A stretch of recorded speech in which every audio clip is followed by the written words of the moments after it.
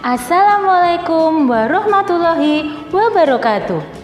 Hai anak-anak kelas 6 dimanapun kalian berada. Bagaimana kabar kalian kali ini? Semoga kalian semua dalam keadaan sehat walafiat.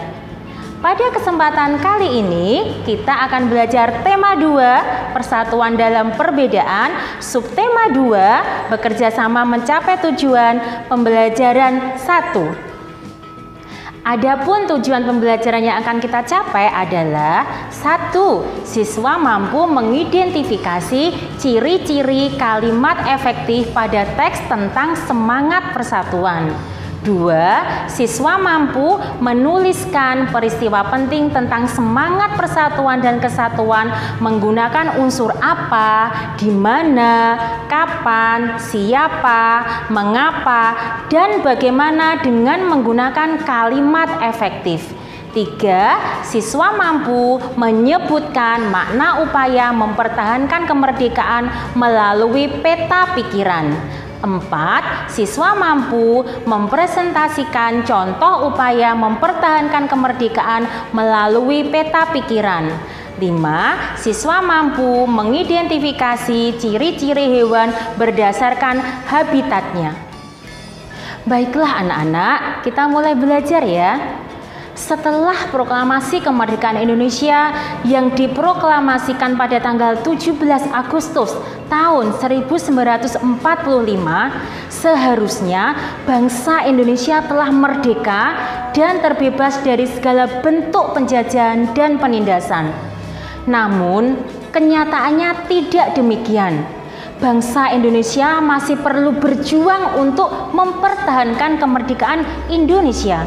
Mengapa hal ini bisa terjadi dan bagaimana upaya bangsa Indonesia untuk mempertahankan kemerdekaan Indonesia? Ayo kita cari tahu bersama. Setelah proklamasi kemerdekaan Indonesia 17 Agustus 1945, bangsa Indonesia ternyata masih terus berjuang mempertahankan kemerdekaan Indonesia dari gangguan bangsa asing yang datang seperti dari pemerintahan Belanda. Pasukan Belanda kembali datang ke tanah air. Kedatangan ini disambut dengan berbagai bentuk perlawanan oleh bangsa Indonesia. Sehingga sejak tahun 1945 sampai 1950 telah terjadi berbagai macam pertempuran di berbagai daerah antara pihak Indonesia dengan pihak Belanda yang dibantu oleh pasukan Inggris.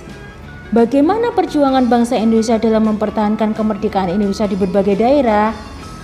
Anak-anak, sekarang kita perhatikan teks bacaan berikut ini.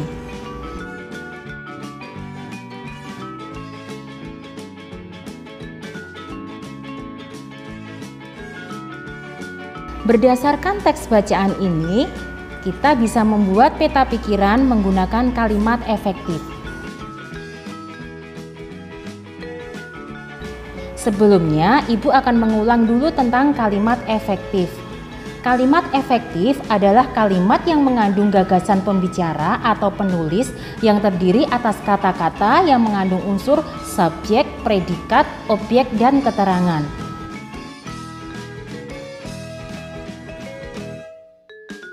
Ciri-ciri kalimat efektif adalah 1. Memiliki unsur penting atau pokok, minimal unsur subjek dan predikat. 2. Menggunakan struktur bahasa yang tepat. 3. Memenuhi kaidah ejaan yang berlaku. Dan 4. Menggunakan pilihan kata atau diksi yang tepat dan sesuai kebutuhan. Peta pikiran dapat dibuat dengan menggunakan kata tanya.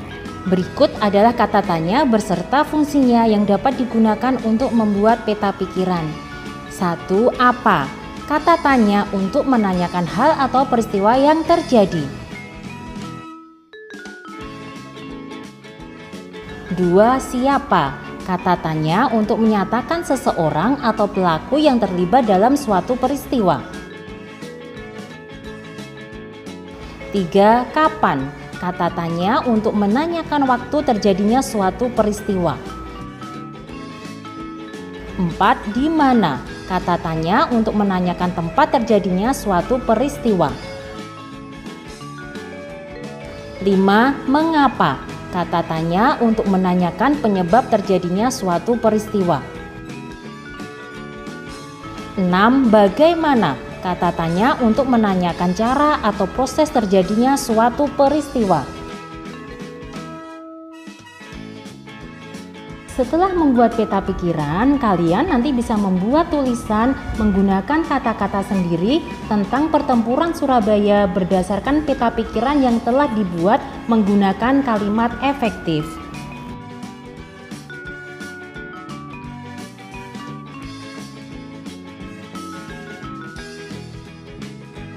Perjuangan dalam mempertahankan kemerdekaan Indonesia tidak dapat dilakukan sendiri-sendiri. Namun, sangat diperlukan adanya kerjasama dan persatuan dari seluruh rakyat Indonesia agar cita-cita untuk menjadi bangsa yang bebas dan merdeka dapat tercapai.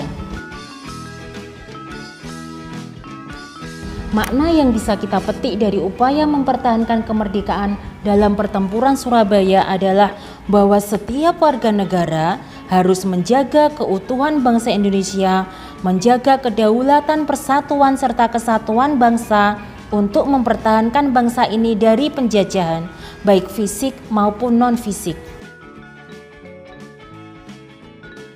Pertempuran Surabaya adalah salah satu dari sekian banyak upaya yang dilakukan oleh bangsa Indonesia dalam mempertahankan kemerdekaan Indonesia. Masih banyak perjuangan lain yang dilakukan di berbagai daerah, misalnya pertempuran Ambarawa, pertempuran Medan Area, Bandung Lautan Api, agresi Belanda I dan agresi Belanda II.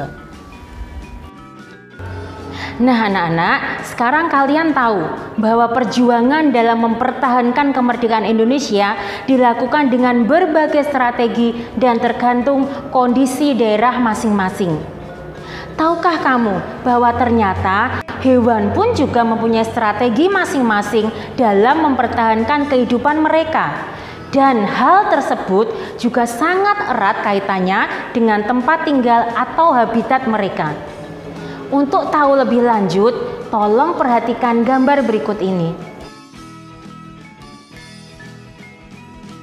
Apakah kalian mengetahui ciri-ciri hewan tersebut? Apakah kalian juga mengetahui ciri-ciri tempat tinggalnya? Tolong diskusikan jawaban kalian bersama kedua orang tua di rumah. Kemudian, tuliskan hasil diskusinya pada diagram berikut ini.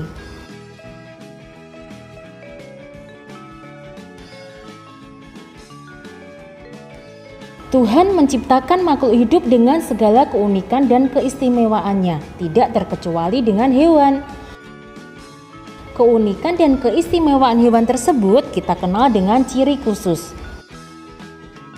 Ciri khusus pada hewan tersebut mempunyai hubungan yang erat dengan tempat tinggalnya. Misalnya, ikan memiliki insang untuk dapat hidup di air.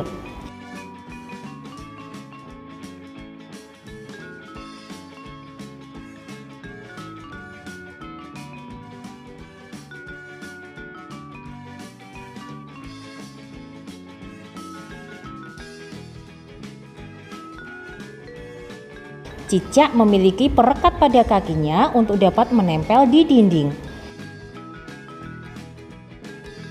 Dan bebek memiliki selaput pada kakinya agar dapat berenang di air.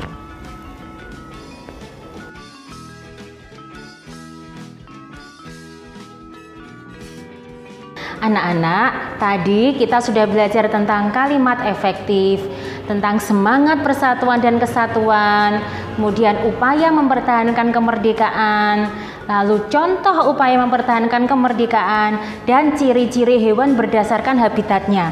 Semoga ilmu yang kalian dapat bisa bermanfaat. Ingat pesan Bu Guru, kalian harus tetap semangat belajar, jaga kesehatan. Terima kasih. Wassalamualaikum warahmatullahi wabarakatuh.